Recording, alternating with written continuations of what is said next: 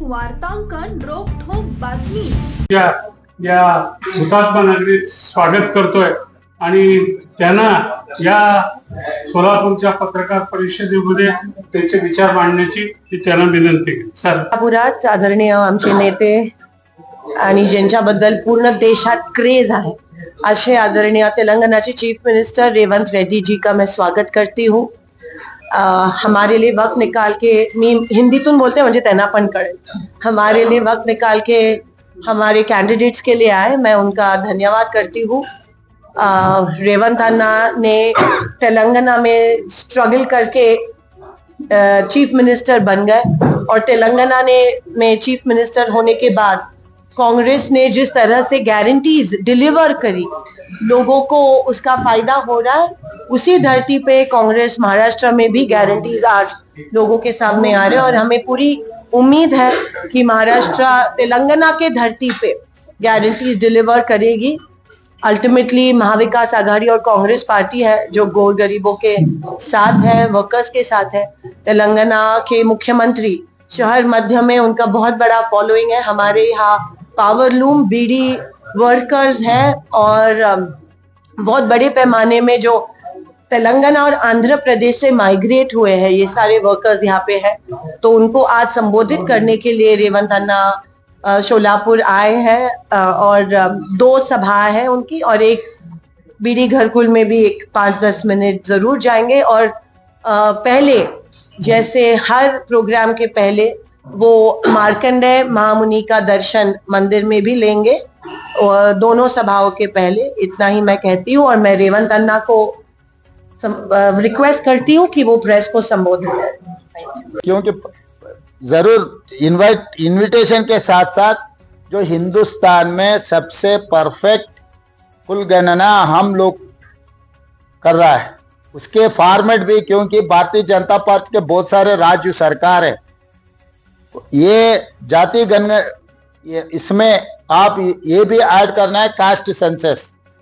तो उसके लिए भी आप एक टीम को भेजो, क्योंकि राहुल जी का वादा है इस देश में caste census is an X-ray. I wanted to extend that X-ray. It is mega health checkup for society. 140 crore जनता के सबका डिटेल्स लेकर उन लोगों को वेलफेयर एंड डेवलपमेंट पहुंचाने के लिए कांग्रेस पार्टी कोशिश कर रही है. ये सोशल जस्टिस इसके वजह से, सेंसस के वजह से हम अमल करने वाले हैं. इसीलिए मोदी जी अब जज्बात में मत जाओ. 2025 जो जनगणना करना चाह रहा है उसी में कुल गणना भी, कास्ट सेंसस भी इंक्लूड करो, क्योंकि लोग खामोश बैठने वाले नहीं है. आप लोगों को ऐसे भी पता है legally converted OBC Modi ji, पहले वो मुख्यमंत्री बनने से पहले वो फॉरवर्ड कास्ट में था, मुख्यमंत्री बनने के बाद लीगली उनके जाति को ओबीसी में कन्वर्ट कर दिए. सो लीगली कन्वर्ट हुआ आप ओबीसी में, मगर बाकी ओबीसी जनता का क्यों गिनने में आपको दिक्कत है?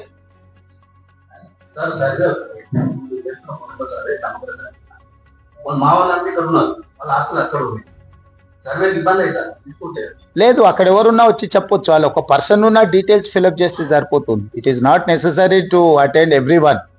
Ask them to come, even single person from their family they can come, they can give the details. So అట్లాంటి ఇబ్బందే లేదు. ఒకవేళ లేకపోయినా వాళ్ళ ఆఫీస్కి వెళ్ళి ఇవ్వచ్చు, వాళ్ళ ఫ్యామిలీలో ఒక్కరైనా అక్కడికి వచ్చి ఫిలప్ చేసి ఇవ్వచ్చు. లేదు తప్పు, అట్లా ఎవరైనా చేసినట్టు ఆ వివరాలు నాకు ఇవ్వమని ఇమ్మీడియట్ గా అధికారుల మీద చర్యలు తీసుకుంటా. తిరస్కరించడానికి ఎవరికి అధికారం లేదు. పూర్తి వివరాలు 100% వివరాలు సేకరించడానికే మేము ఆదేశాలు ఇచ్చినాం. ఒక రోజు వెనక ముందైనా ఆఫీస్కి వెళ్ళి కూడా వాటి వివరాలను ఇవ్వచ్చు. समझे?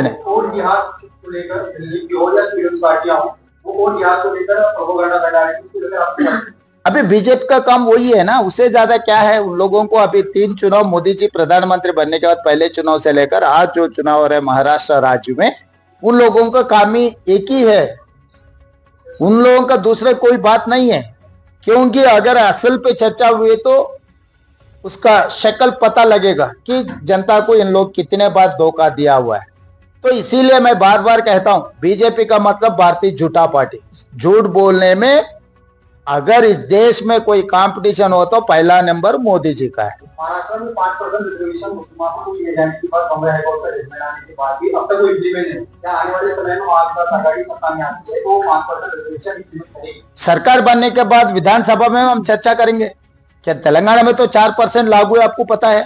पहले 5% किया था, सुप्रीम कोर्ट ने उसको 51% हो जा रहे, 50% के ऊपर हो जा रहे, ऐसा आदेश मिला। उसके बाद हम लोग कांग्रेस पार्टी ने डॉक्टर वाईएस राजशेखर रेड्डी जी जब मुख्यमंत्री थे, यूपीए चेयरपर्सन सोनिया गांधी जी के नेतृत्व में Andhra Pradesh and Telangana combined state में 4% हम लागू किए। आज भी उनके वजह से लाखों लोग बेनिफिट हुए। परसों मैं टीचर रिक्रूटमेंट करवाया था, 11,000 टीचर रिक्रूटमेंट हुए, तो उसमें मुस्लिम minority 720 teacher they have got elected in this reservation. तो जिसको जिसको गरीबी है, जिसको जिसको जरूरत है, उन लोगों को न्याय करना कांग्रेस की जिम्मेदारी है।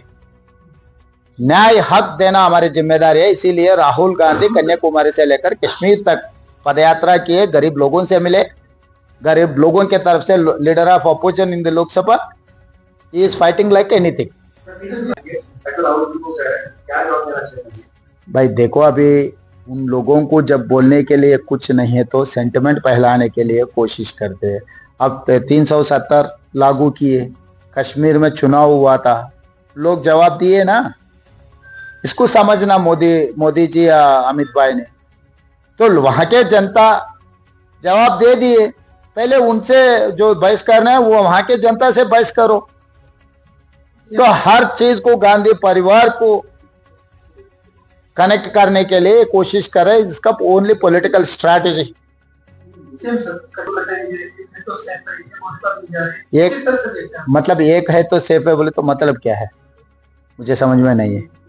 अभी तीन ये हाँ तीन नहीं उन्होंने तीनों से क्यों अलायंस किए? एक रहना था ना। फडणवीस जी ने मुख्यमंत्री था, उनको उप मुख्यमंत्री क्यों करवाया?